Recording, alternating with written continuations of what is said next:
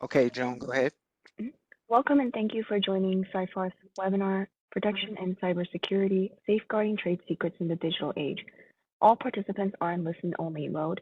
You are encouraged to submit questions throughout the program through the Q&A section located on the right side of your WebEx window. We will do our best to get to everyone's questions. Any unanswered questions will be followed up by email after the webinar. For those interested in CLE credit, an attendance verification code will be read during the presentation. Please write this code down. It will not be repeated and is required for CLE credit. Copies of the webinar recording and presentation materials will be distributed to attendees in the days following the webinar. At this time, I'd like to turn the program over to Jesse Coleman. Jesse, you may begin. Thank you very much, Joan. Welcome to everyone for our webinar here today. We're very excited. We have a lot packed into the next 60 minutes and want to jump in as quickly as possible. Allow me to introduce my colleagues, some of the leading voices in cybersecurity, fraud, trade secrets, and non-compete work. We have Kevin Mahoney, who's a partner of ours in the Chicago office of Seyfarth Shaw. Kevin is a trusted go-to for clients maneuvering the intricate realm of trade secret protection and restrictive covenant enforcement. I've worked with Kevin on a number of cases before and can attest to this personally. With a specialization in commercial litigation, Kevin excels in navigating cases that encompass trade secrets, intellectual property disputes, and unfair competition. Clients have grown to rely on Kevin for his innate understanding of diverse state laws. We have a 50-state practice and work internationally, and his demonstrated success in resolving disputes through alternative means, including injunctions, trials, and appeals nationwide. Kathleen McConnell is one of our partners in the San Francisco office of Seyfarth Shaw. She's a driving force at Seyfarth, and she spearheads the firm's adoption of data analytics in litigation and counseling with a strong emphasis on cybersecurity. When I found out we were going to be doing this presentation, I reached out immediately and proposed Kathleen as one of our go-to folks and panelists because I know of her work in this space. So excited to hear what she has to say here. Her innovative strategies consistently have delivered favorable outcomes for our clients. They've mitigated liabilities and challenged class certification arguments. Leveraging her experience in e-discovery, which, as you all know, is a cutting-edge area constantly in what we do, Kathleen provides tailored advice on cybersecurity, cross-border issues, and cost-effective legal strategies. Beyond her legal practice, she also actively supports organizations like Women in E-Discovery and the British American Business Council, while also earning recognition for her impactful pro bono work from the Justice and Diversity Center of the Bar Association of San Francisco. Very briefly, I am a partner in the commercial litigation practice group in the Houston office of Seyfarth Shaw, and I've been working for more than a decade with folks like Kathleen and Kevin in trade secrets, cybersecurity, and related areas, including restrictive covenant enforcement and defense. So we have, again, a lot to talk about today, but I did want to take just a quick minute to introduce who we are and what we do. Next slide, please. Let's go ahead and talk through some of the topics that we're going to be touching on here today. And as stated earlier, we do want to hear from you. If you have questions, we're going to try and get to those questions as we go along. As the questions come up, we'll try and work them in. I'm also going to give Kevin and Kathleen a hard time while they're presenting in their areas. I'm going to reach out and ask them questions if I'm smart enough to say something that's relevant during what they have to say, and I'm hoping they'll do the same, and that I won't get stumped with what they might have to say. So the agenda here today is we're going to talk first about the current cybersecurity landscape. If there's ever an area that is constantly evolving, it is in cybersecurity. And we're going to hear from Kathleen on some of those issues. I'm going to take the floor again and talk generally about trade secrets to give a primer. Most of you who are on this call, I would anticipate, know mostly about what trade secrets are and what the definition is, but we're going to touch base on that briefly and how that fits into the world of cybersecurity. We're going to turn then, Kevin Mahoney is going to take the wheel and discuss some real-world case studies where cybersecurity and trade secret theft have become an issue and how those issues were handled. And then we're going to spend the rest of the presentation discussing how to mitigate vulnerabilities, how we can secure confidential information in the digital domain, and industry standard cybersecurity protocols. So with that, let's jump directly into the meat of our discussion. I'm going to hand it over to Kathleen, who can tell us about some of the increased cybersecurity threats that we are seeing in the business realm. Kathleen, next slide, please. Thanks, Jesse, for that introduction. I don't think it's going to come as a surprise to anybody that's on this call today that we are living in a land of increasing cybersecurity threats on a daily basis at this point in time. A little bit of statistics to back that up. There were almost 3.5 million victims of cybersecurity attacks in 2023 alone. 2023 saw a 72% increase in data breaches since 2021, which held the previous all-time record. A data breach costs close to $4.5 million on average to deal with. Perhaps not common knowledge, email is the most common vector for malware, with around 35% of malware ransomware being delivered via email in 2023. This issue affects pretty much everybody. There were 94% of organizations that reported an email security incident in have reported email security incidents.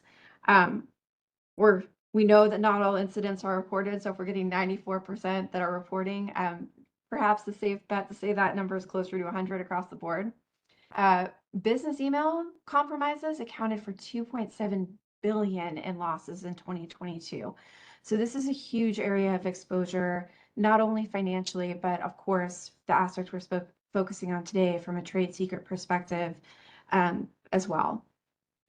The industry is definitely growing. Information security jobs are projected to grow by 32% just in the next 10 years. Next slide, please. Okay, so we're going to touch a little bit on a lot of things today. We're really kind of looking at emerging technology, trends, opportunities, risks that are related to the current cyber landscape. This part of the presentation could easily be an entire presentation on its own. We're not going to get real into the weeds on anything, but we wanted to touch on a little bit on a lot of these things so you kind of have an idea of what the kind of current trends are in this space at the moment. Next slide, please. So the first aspect that we want to focus on is the Internet of Things.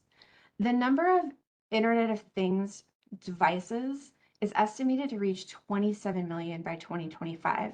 That is a lot of devices, and it's really growing at an exponential rate, with devices becoming increasingly integrated into our daily lives, really across the board. You have everything from living technology with things like smart homes, wearable technology with things like watches, rings, and such, and industrial devices as well. As IoT devices become more commonplace, the opportunities there are great in that they provide enhanced connectivity and efficiency. However, the potential threats also come along with that. So the interconnectedness of IoT devices creates numerous entry points for cyber criminals. Ensuring that the devices are secure is really a daunting task, and vulnerabilities may lead to data breaches and privacy infringements. Many IoT devices really do lack adequate security measures, making them attractive targets for hackers. Despite things being built in, like, passwords, you can force someone to use a password. How secure that password is depends on kind of what the requirements are around that. So there are always vulnerabilities, even when you're putting security measures into place with these devices. Really addressing security issues around them promptly is going to become more and more essential as these devices get more and more integrated into our daily lives and critical infrastructure. Also, we do not only have things that we kind of traditionally think of as IoT devices, such as wearables and such, but you also have the whole aspect of modern vehicles. The interconnected nature of modern vehicles, especially electronic ones, presents a potential avenue for cyber attacks. Most vehicles on the road today rely on numerous chips, computers, and they have remote connectivity. All these things increase vulnerabilities. A catastrophic attack affecting fleets of electronic vehicles, charging stations, and connected apps is a conceivable threat. Not, something that necessarily comes to mind when we're thinking about Internet of Things vulnerabilities. Next slide, please. Another really emerging area right now of cyber security development is around the AI, the artificial intelligence and machine learning aspects. AI and ML have become powerful tools in cybersecurity already. They're not just the future, but they're already being integrated and used. Real advantages of them, they really enable systems to analyze vast amounts of data, identify patterns, detect anomalies. It's really a game changer when it comes to threat detection and prevention, but that same technology is really a two-edged sword here. So at the same time that AI and machine learning are playing an increasingly prominent role in doing threat detection and prevention, they're also going to be playing an increasingly prominent role in cyber attacks. Cyber criminals can kind of leverage those same aspects to kind of counter the threat detection and undermine the same things that we're using AI for to strengthen the system is also going to be a key avenue towards weakening it. The relatedly, sorry, next slide.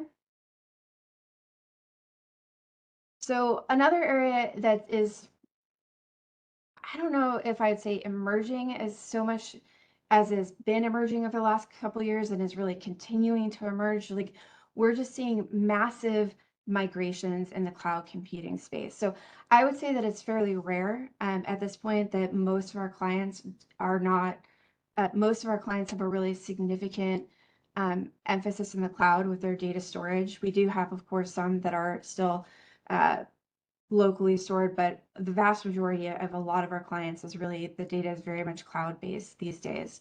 It's predicted that this upcoming year that public spending on cloud services will continue to grow by staggering amounts up to like 21%. I think the overall industry is in the 600 billion range at this point. There's been just a significant migration of business data, processes, and infrastructure to cloud computing.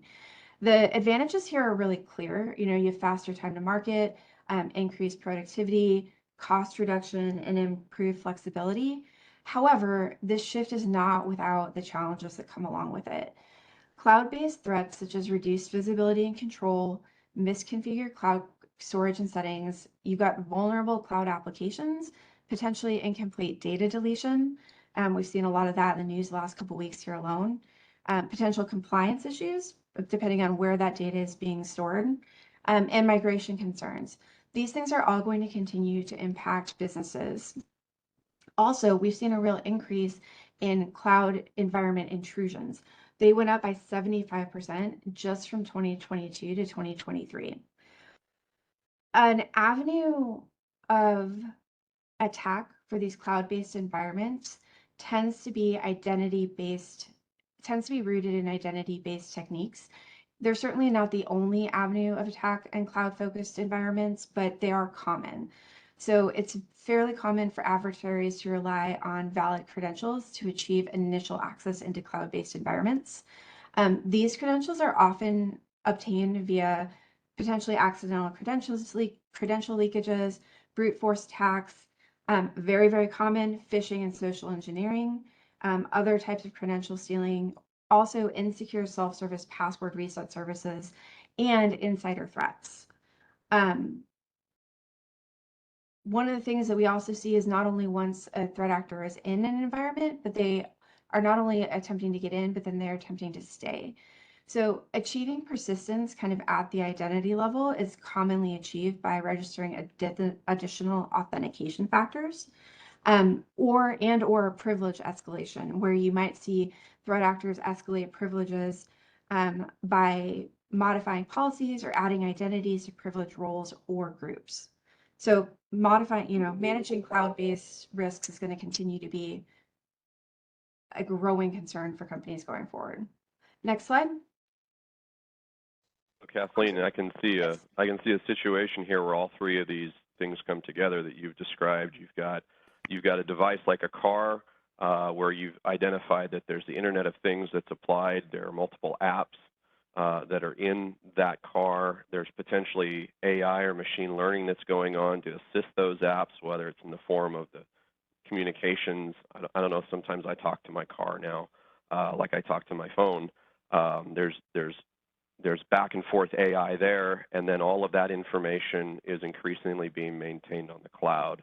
And so each of those points, it seems, kind of come together as both new opportunities and new threats. Yeah, one of the comments I was going to make is like we're talking kind of about a bunch of individual, emerging trends or technologies, but everything's very interconnected. All of these areas kind of overlap with each other. And exactly to your point, like there are so many opportunities for vulnerabilities and for things to go wrong because each of these different kind of emerging technologies, data sources, users all have, of course, the advantages that come along with them, but each of them has their own unique vulnerabilities. And so you're not only dealing with the vulnerability of any individual aspect of this, but like when you compound them all together, it's kind of amazing that anybody's data is secure at any level ever. But so fun challenges for everybody to deal with going forward. The quantum computing is, kind of related to, it's kind of similar to what we've been talking about in terms of there really being, two sides of a coin here. You got enhanced encryption methods and faster threat analyses that come with the cloud computing environment. The quantum computing changes, I think, are really going to be very fundamentally reshaping the cybersecurity landscape over the next couple of years. The developments in this space are likely to lead to a need for new encryption and security measures. At the same time that breakthroughs in this space are going to provide better encryption, cracking, and create new vulnerabilities. This is definitely an area where organizations are going to want to stay tuned in to developments in this space, and also may want to consider investing in kind of quantum resistance cryptography type defenses.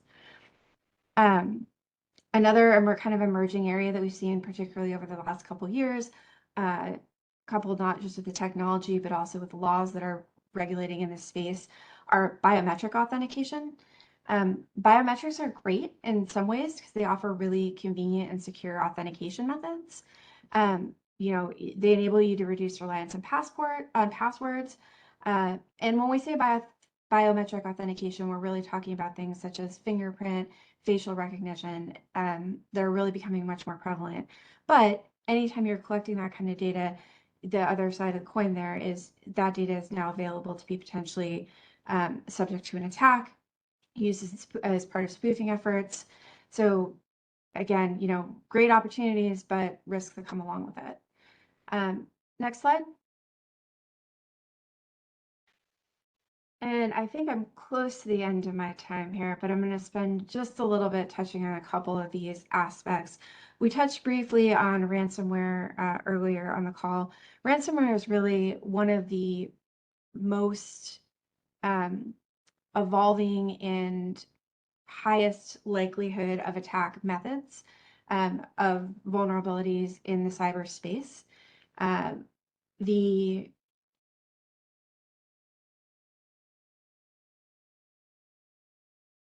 The vulnerability associated with ransomware is, it's often easy to deliver. As we mentioned earlier, 35% of it comes in through email. It doesn't take a lot.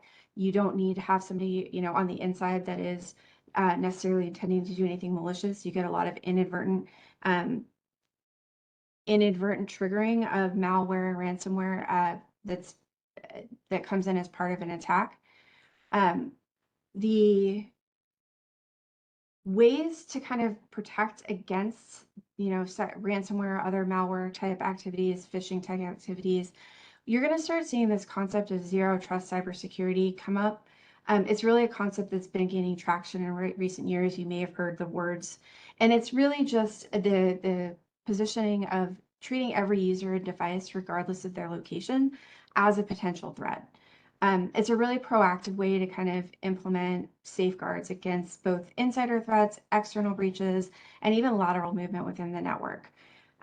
So, I think that's going to be a concept that you're going to start to see more of. Kind of tying into that, ties into multi-factor authentication. You're probably starting to see this across a lot of your own user accounts across various platforms, where it's no longer going to be sufficient to just have a password. They're going to require multiple authentication means. So really it would be something like something that like a password, combined with something that you might have, like a smartphone, or something that you are, such as biometrics. Very likely that we're going to start seeing, to the extent that you haven't already, multi-factor authentication, or MFA, becoming really a non-negotiable security measure going forward. The MFA market alone is expected to reach nearly $27 billion by 2027.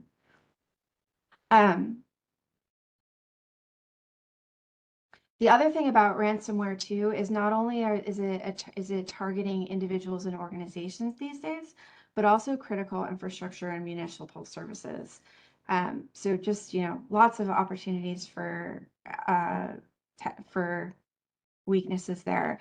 I could go on with these other things. We have, identity-based social engineering attacks are really on the rise. Deep fakes, which is the use of, video and audio things to create fabricated content, which can be used for social engineering attacks, impersonating individuals, and spreading information, is definitely a growing area. Third-party relationship exploitation, really up and down the chain, particularly targeting vendors that provide IT services, can be very insidious, because if you can get in with them, that can affect a number of organizations depending on who they serve. We're definitely seeing increased kind of data privacy regulations across the board, dealing with a lot of these topics. And then just kind of highlighting here at the end, we mentioned that the IT information security jobs are projected to grow, but not only are they projected to grow, there's already is, and there's projected to be a pretty significant gap. The number of unfilled cybersecurity jobs is expected to be at 3.5 million just in 2025. So again, this section could have been easily a presentation by itself, so I'll cut it off there and turn it over to Jesse or Kevin. Thank you so much. Appreciate it, Kathleen. I think you've really scared the heck out of all of us as to what's going on, along with created some really exciting opportunities here, or at least identify where they are. One of the areas I've found to be really exciting in this space is the emergence of quantum computing and its impact on AI. AI obviously requires a huge deal of heavy computing and data space, and with quantum computing breaking through the transistor barrier and having the ability to do such higher levels of computations, I don't even know if I have the imagination to determine where AI will be going in that next phase and how that will impact cybersecurity. So with that, I'm going to go ahead and turn over to my section on trade secrets, and we're going to do a quick level set on trade secrets. Next slide, please. As most of you who have practiced in this space, trade secret protection in the United States is governed primarily by two different regimes. There's state and there's federal law. The Defend Trade Secrets Act, passed in 2016, is the federal law that is in place, and then almost all of the states, the DC and the U.S. Virgin Islands, have adopted some form of the Uniform Trade Secrets Act. Let's go to the next slide. The definition for a trade secret, although it may have local differences with regards to the individual statutes, is largely the same. It has two major factors to it. One is that it's information, and then there's a host of different types of information that are identified, and we'll talk about that in a minute. But for now, it's basically information from which the owner derives economic value by virtue of it not being generally known. So it has to have some sort of independent value by virtue of it being kept secret, and then is the subject of reasonable efforts to keep it confidential. Next slide, please. So this would be any number of different types of information, and this obviously proliferates in the online space, but you can have product formulas, manufacturing processes, marketing strategies, business plans, finances, costs, pricing, software and source code, customer preferences, strengths, weaknesses, individuals who are the decision makers. These are all things that can be compiled.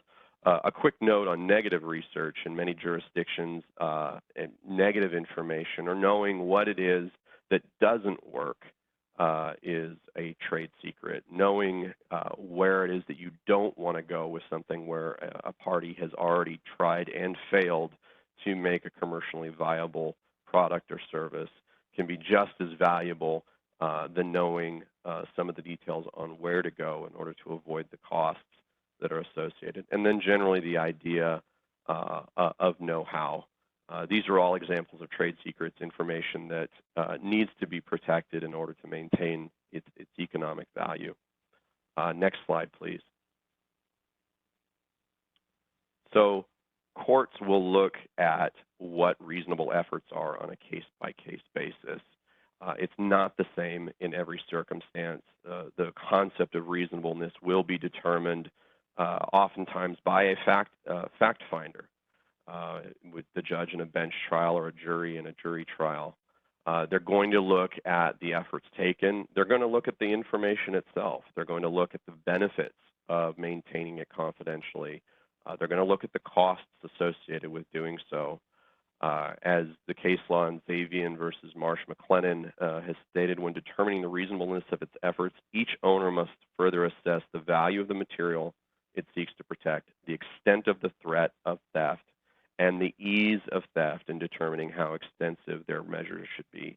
This is actually a quote in that case from the congressional record for the Economic Espionage Act, which predated the DTSA. So as you can see with these, cybersecurity becomes very important, and it's important to understand the efforts that are taken in order to protect information online and in an electronic form when determining the extent of a threat and the ease by which that information may be taken. So a couple more factors to consider when safeguarding trade secrets. Next slide, please. When a trade secret owner is a company, for example, the court's going to consider the size and the sophistication of the company, its location, the value of the information, the extent and cost of the measures taken, and the rationale for each measure taken. As a court has said, reasonable steps for a 2 or 3 person shop may be different from reasonable steps for a larger company. So you can imagine in these cases, as a company grows in its level of sophistication, as it grows in the sophistication of its products, as it grows in its presence online, and it grows in the size of its workforce, there are going to be different factors that are going to be considered. And those factors are also going to include the efforts that a company is taking in the realm of cybersecurity in order to ensure that that information is adequately protected. Any program, however, is going to have certain factors to it. And let's go to the next slide here on this. Any program to protect trade secrets will need to include at a minimum an evaluation of the information and its methodology. Is this information actually valuable? Is this information a secret? What are we gathering from it? What are some of the costs of the methodologies that we want to implement? Who are we allowing to access this information across the organization? Is that information being segmented out in order to provide further protections? And are we providing adequate education and training to our workforce? What kind of monitoring and compliance and enforcement protocols are we engaging in? And how are we coordinating all of this to the overall intellectual value, or the value of the intellectual property, and how are we engaging in those strategies? So those are some thoughts that are going into and that a company should be putting into its protection of its trade secrets, regardless of its size. We're going to now look at some real-world case studies and see how these factors and other factors have been implemented or have been failed to be implemented in real-world cases and strategies. Kevin? Thanks, Jesse. Next slide. As Jesse mentioned, with all these emerging issues that Kathleen identified and the legal standards that Jesse laid out, we want to look at 3 examples of cases where a company effectively used strategies to either prevent a problem with leakage of trade secrets or to prevent what was already a problem from becoming a disaster. And after we look at these 3, then we're going to look at 3 examples from the case law where things perhaps did not go as smoothly, and a company that otherwise may have been able to enforce its trade secret protections ended up leaving court empty-handed because they did not take sufficient steps to protect those on the front end. Next slide. The first example was an issue that arose in California. As I'm sure some of the people on this webinar already know, California does not enforce post-employment restrictive covenants outside of confidentiality. If the FTC gets his way, that may be the case nationwide. But I think in California particularly, trade secret protection takes on an extra level of importance because it may be the only enforcement mechanism that a company has. In this particular situation, we had two employees with senior positions within the company's IT department. It was a senior IT director and his direct subordinate who became disgruntled with management. And just before submitting notice of their resignations, these two employees took it upon themselves to download the entire Outlook inbox and outbox of several of their colleagues, including management, and to also pull down and copy the internal messaging logs for the entire company, and a company with thousands of employees going back for a period of 6 or 7 months. Now, in this particular instance, it appeared that the goal maybe wasn't to use the information competitively, but instead to use the information to embarrass their colleagues or potentially to blackmail the company for a large severance payment. There were a couple of curveballs here just based on the fact that they were dealing with employees in IT. One was the fact that these employees had enhanced credentials to be able to access information of other employees that otherwise they would have had no reason to access.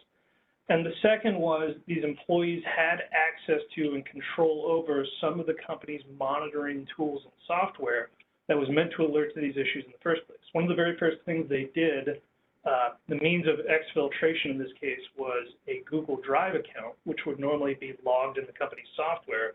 Before sending the information off-site or attempting to do so, they had changed the record retention settings so that the log that tracked that information would be deleted at the end of each business day. Fortunately, the company had a couple things in place that prevented this from becoming a much more significant problem. The first was an AI-driven, pretty robust internal threat monitoring piece of software, like the kind Kathleen mentioned earlier, that generated automated alerts anytime there was any indication of suspicious activity. In this instance, as soon as those record retention settings were changed, an alert was automatically created and sent out, and this is really the critical second part, it was sent out to other employees within the company. It didn't just go to the individuals who were responsible for maintaining and monitoring that software. Other individuals were alerted as well. I say this with the utmost respect to, I think we had some registrants from IT on the line today. If you have only one individual who is responsible for monitoring threats, dealing with threats, and alerting management at the company to those threats, then you potentially have a gap in your information security. There needs to be some checks and balances where other employees are responsible for monitoring that kind of threat level as well. Next slide. The next situation involved a tech startup department with a large programming department, and in this case, they're specifically dealing with a user interface design engineer. And again, I want to say this with the utmost respect to any engineers that may be on the line or any employees with a large engineering department, but I think Jesse would agree with this. Engineers, in our experience, sometimes have a very different view of what constitutes their code that belongs to them versus what they have created on behalf of the company and now belongs to the company. In this particular case, the individual was an avid coder in her free time and a frequent participant on GitHub, which is a site popular with software developers where very often they post open source code for other individuals to use. In this instance, the engineer in question was posting code that she created during work hours that the company was claiming ownership over to GitHub, which obviously is a problem, but even beyond that, she was taking third-party code from GitHub and incorporating it into her work for the company, which, as you can imagine, for any tech startup pursuing copyrights and patents, it presents quite a problem to have third-party code now incorporated into your products. Beyond those two issues, this employee also had a personal website where she would keep a running journal of her work through the day, photographs of her team, a description of what they were doing, and in at least one instance, a photo of a whiteboard with a fairly detailed picture of a prototype product that the company was working on that was not yet available to the general public. As bad as all these issues sound, there were a couple things that prevented this from becoming a worse problem. Again, the company had rolled out software to affirmatively notify management of potential cybersecurity threats, one of which was access to these third-party sites like GitHub. The company had what I think was a fairly sophisticated security regime. USB drives were locked down on all company-issued computers. They had airtight physical security, but it's impossible to account for every possible means of exfiltration. And in this particular case, the company was able to pivot and recognize a new means of exfiltration early on, that being the individual's personal website, that really prevented a potentially significant problem from becoming much worse. They were able to get those photos taken down very quickly. I think the other difference maker in this case was they involved a forensic vendor very early in the process. I think anyone who's litigated in the space would agree that a really good forensics vendor can make all the difference in a case like this. I think involving them early on, even in a case that's not expected to go to litigation, can pay some fairly big dividends. In this case, it wasn't until consulting the third-party forensic vendor that the company was aware of this personal website to begin with. That ended up being a rather big deal and something they had to confront right away. Next slide.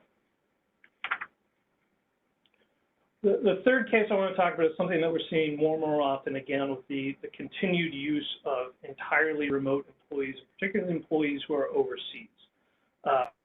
This was another company on the East Coast, again, a tech startup, that hired a group of remote employees in Europe who were going to be doing some low-level software programming. These individuals all passed a background check, they had credentials, they participated in video conference with their team members, and they were each issued a company-issued laptop at the very outset of the engagement to allow them to do their work. The company became concerned when one of these individuals, without telling his colleagues, based on the information, the location tracking software on his laptop, went to Macau and immediately stopped responding to emails. Upon further investigation, the company learned that the entire thing was a front. None of these programmers actually existed. The entire thing was a very sophisticated overseas fraud operation. Now, again, as bad as this sounds, there were a couple things in place that prevented this from becoming a much more significant problem.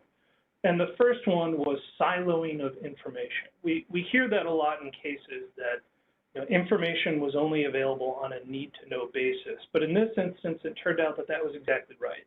This team of programmers only worked on one aspect of the company's source code. They did not have access to other areas of code that they didn't need to work on. And because of that, what this individual was able to take ended up having pretty much no use when it wasn't combined with the other aspects of the code. The other thing that kind of saved the company in this case was the ability to secure information remotely on devices. In other words, the ability to brick that laptop with a remote kill command. Your options for trade secret enforcement with an individual overseas, particularly an individual who is in Macau, as they were in this case, which is not a participant in the Hague Convention, just getting somebody served might be a years-long process. So if you are an employer who is dealing with either employees or vendors or contractors overseas, you can't count on the availability of an injunction to secure your trade secret information. There should be some backup steps and capabilities to secure that information remotely as much as possible. Next slide. Those are three instances in which effective cybersecurity mechanisms worked. If not perfectly, then at least prevent a problem from getting truly out of hand. But I also want to talk about three examples from the case law where the opposite was true, where a court found that those sufficient, reasonable steps that Jesse mentioned earlier were not taken and that the company did not have an enforceable trade secret as a result. Next slide. First case was Physiotherapy Associates. This is a case out of Alabama involving two competitors in the market for physical therapy clinics. The plaintiff had a senior employee who prepared a very detailed, very long memorandum setting out the plaintiff's strategy to expand into a new geographic market, where they were going to build, what they were going to invest, who they were going to use as referral sources. Unfortunately, this employee took that memorandum and gave it to the plaintiff's competitor as part of interviewing for a job there. So a pretty good case from a liability perspective, but the plaintiff ended up leaving court empty-handed. And it did so because the court found that it did not take sufficient steps to protect its trade secrets. I think the thing that really stood out from this case was the company had a system in place where everybody with access to this information had unique login and password credentials, and the court said, that doesn't impress me. That is business as usual at this point. Just requiring people to use a password, that in and of itself is not going to cut it anymore, particularly if you're talking about an extremely important trade secret. The company plaintiff in this case said a couple of other things working against it. There was no information that was actually marked confidential. There was evidence that other employees with access to this information did not have confidentiality agreements. And what the court really focused on was there was no evidence of any sort of ongoing training or education that the company had ever told employees this information needs to be kept confidential, all of which was a problem. Next slide, please.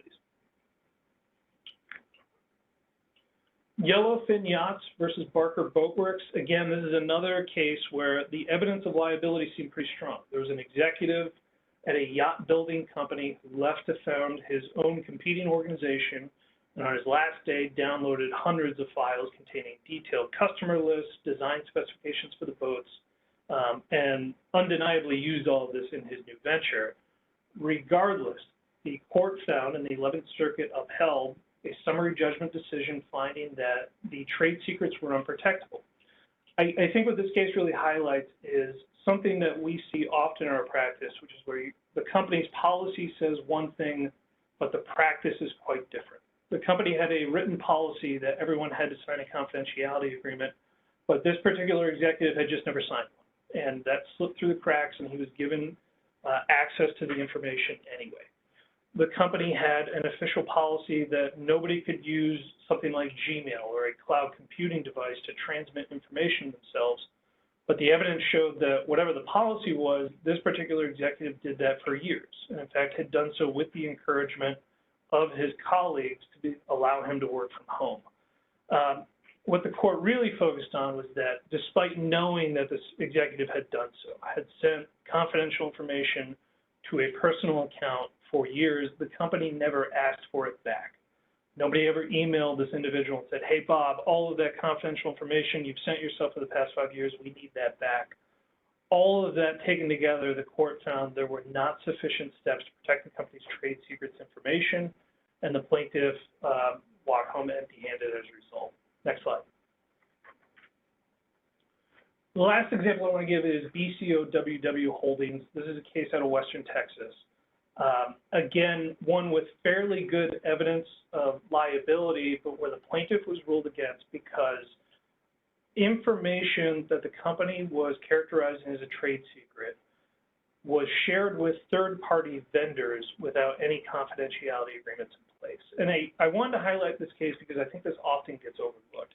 You can have all sorts of internal protections, confidentiality agreements with your own employees, that alert monitoring software we talked about earlier, but if the information you're claiming as a trade secret is shared outside of the company, either with vendors or in some cases with customers, and they don't have confidentiality restrictions and there's no expectation of confidentiality that's communicated to them, then regardless of whether or not it's a vendor who shares that information, you may have a hard time convincing the court that this is truly valuable information to your organization if you're freely sharing it outside of the organization.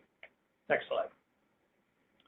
I think the takeaway from all these cases, and what we're seeing more and more often, is that the old days of just saying, well, we require people to use passwords, that's not going to cut it necessarily anymore. Courts are increasingly looking toward what other steps and what other mechanisms do you have in place to protect your trade secrets? As Jesse just mentioned, this is very fact dependent, and what's reasonable for a 2-person organization may not be reasonable for a 2,000-person company.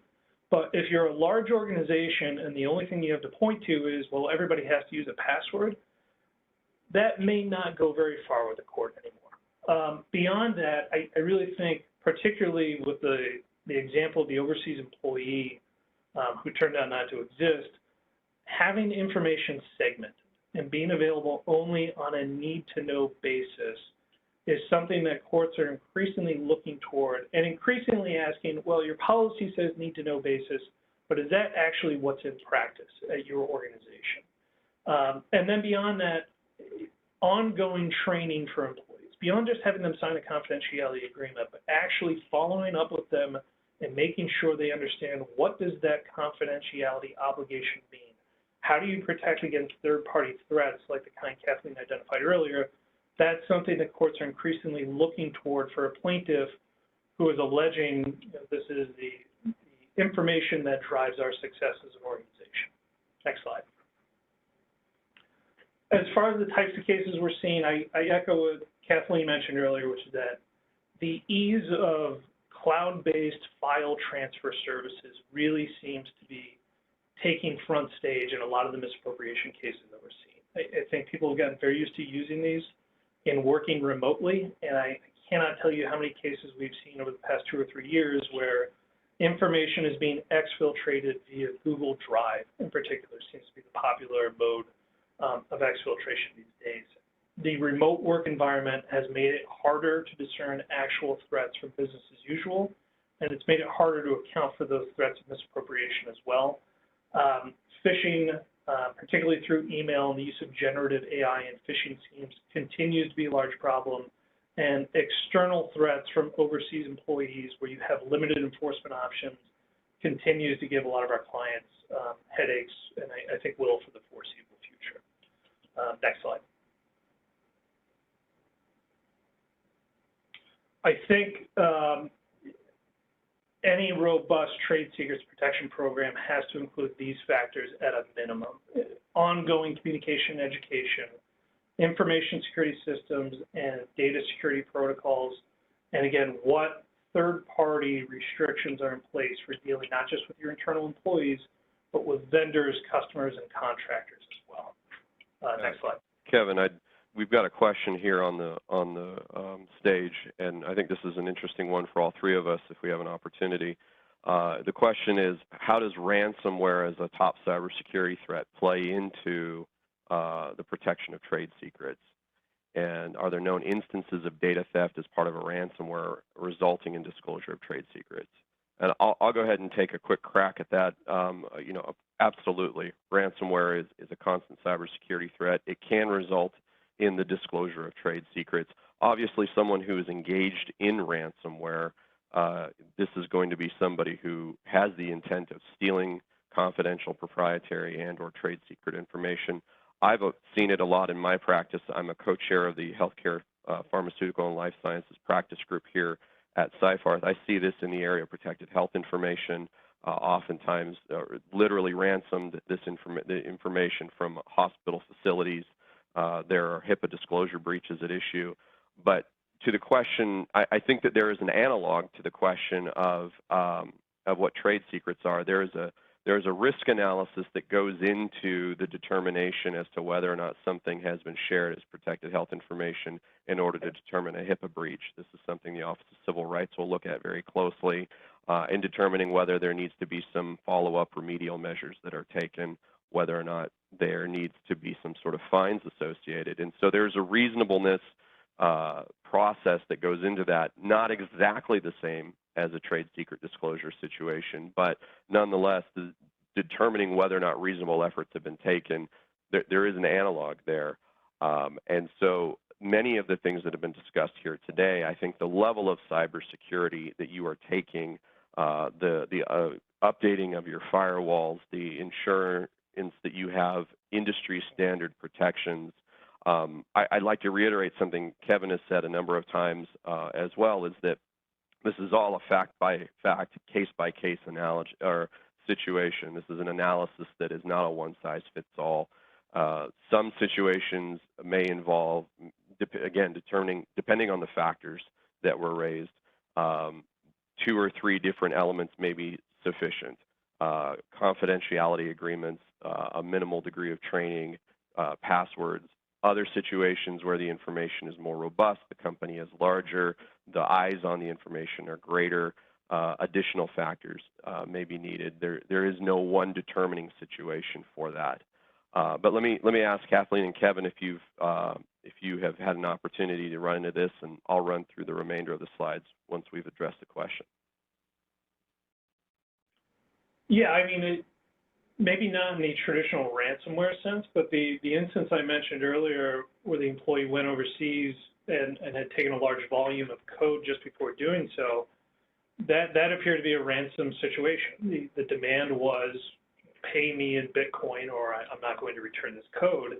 So I think often in trade secrets, we think of this information and how it might be taken and how it might be used competitively, but increasingly we're seeing a lot of threats even beyond that, which is, hey, I have no intention of using this information competitively. I just want money out of you to give it back or not to publish it on the internet.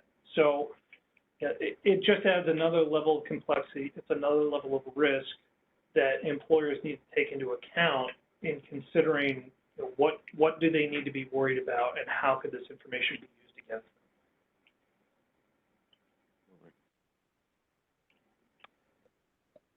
Well, with that, let me go ahead and run through the rest. Kathleen, do you have any comments? Didn't mean to jump in on that. Okay. I think that, Kevin, between the two of you, I think you covered those bases nicely. Great. As Kevin was mentioning, there's really 3 prongs to any program, trade secret protection program that you need to consider. Next slide, please. And really, they are training and setting up and ensuring the employees understand what the information is, protecting against that internal threat. Number 2, the overall protection programs, which include the cybersecurity programs. And then number 3, interacting with third parties. And I think between what Kathleen and Kevin said, we've been given examples of all of these, and we've been given examples, or at least a considerable number. There's perhaps an infinite number of different ways these can come up. But these general suggestions are important, and it's important to think about it in this paradigm that you've got the threat. Your biggest resources are your people, but also they can be your greatest threat if the information is taken, or if they simply don't know what information is confidential. One of the issues Kevin brought up a number of times in his cases is the individual. The company wanted to impute to that person that they had knowledge of what confidential information was, and it turned out that they didn't. That there was no effective information that had been provided to them. Maybe they signed a confidentiality agreement at the beginning of their employment. Maybe that would be considered enough, maybe not. Oftentimes those definitions are challenged as being overly broad and sometimes effectively challenged as covering everything that employee may have touched since they started working in the industry. And the FTC, for example, in California cases as well, have challenged that such a definition is overly broad.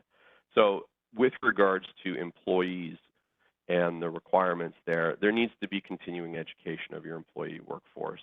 There needs to be best practices involving communicating to them what the confidential information is and ongoing oversight in this space. Next slide. So there are a couple of recommendations here. We've talked about direct agreements, identifying categories and types of information. This is very good, but it can also be supplemented, again, depending on the size and sophistication and complexity of your organization and the nature and the scope of the trade secrets and what focus that has in your organization. You may want more than NDAs. You may want employee handbooks, retention policies. You may want unauthorized use policies. Everyone has emails these days. There needs to be DLP training. There needs to be discussions of, as was described before, whether or not you can use USBs, whether USBs will be locked out. And I'll touch briefly on that. Periodic training on trade secrets and confidential information, and confirmation from the employees that they understand what that information is. That can be very helpful when somebody walks out the door, signs a confirmation that they understand exactly what trade secrets are and that they've left them all behind, only to find out that they've taken the proverbial USB drive or uploaded it to some web-based service the night before. Next slide, please. The other pillar in this three-pillar paradigm here is that you need information security systems and enhanced data security protocols. And this really goes to what Kathleen was talking about at the beginning. There is a difference in some cases between industry best practices and what reasonable efforts are. I don't want to draw too clear parallels. Maybe they are the same, or maybe if you're following industry-based practices, that will be sufficient for you to establish that you have taken reasonable efforts. These, again, are factors. This is information and evidence in support of your defenses, not necessarily die hard or safe harbors. But some of the suggested activities that can be taken involve ensuring that you do have industry standard protections. Let's go to the next slide. So consider implementing, for instance, depending on the information that's at issue, you want to segregate. This is something that Kevin touched on, segmenting your trade secret information. If it's of particular value and particular sensitivity, you can have air-gapped and physical security protocols, badges in connection with your login credentials and connected in connection with potential biometric data that needs to be followed. Physical segregation. There are clean rooms that I've seen depending on, again, the nature and the sophistication of your business, electronic security systems, multi-factor authentication and encryption. Again, this is all an area that will and continues to be changing depending on the level of computing that's available and the impact of AI and ML. But generally, these concepts need to be considered as you protect your trade secrets. Next slide. And the third pillar really that we want to talk here about interaction with third parties, and this goes to one of the unsuccessful cases that Kevin pointed out. If you take all of the reasonable efforts to secure your information confidentially internally, but then you fail to do so when you're engaging with outside parties or independent contractors, you will have a challenge in ensuring that your information is considered protected by reasonable efforts. So next slide, some of the things that you want to consider in this space. You want to know your contractors.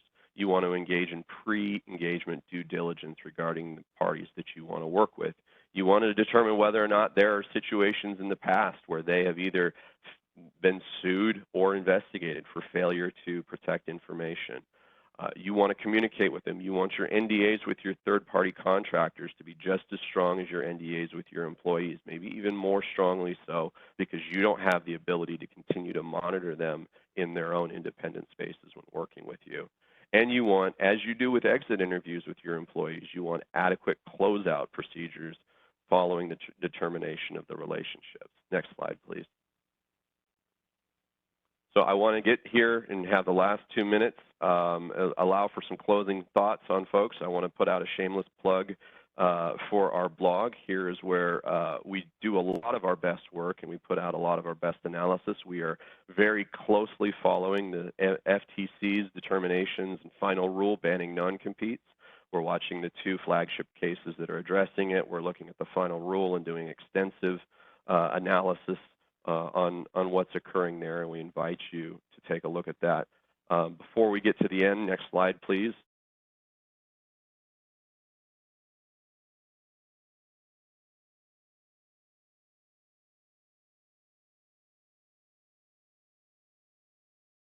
Jesse may have frozen up there, but just so everyone has it again, the CLE verification code SS1749. There's a QR code there if you'd like to scan it. And if anybody has any issues with the CLE, please reach out. And otherwise, Kathleen, unless you have anything else, just want to thank everybody for their attendance today. And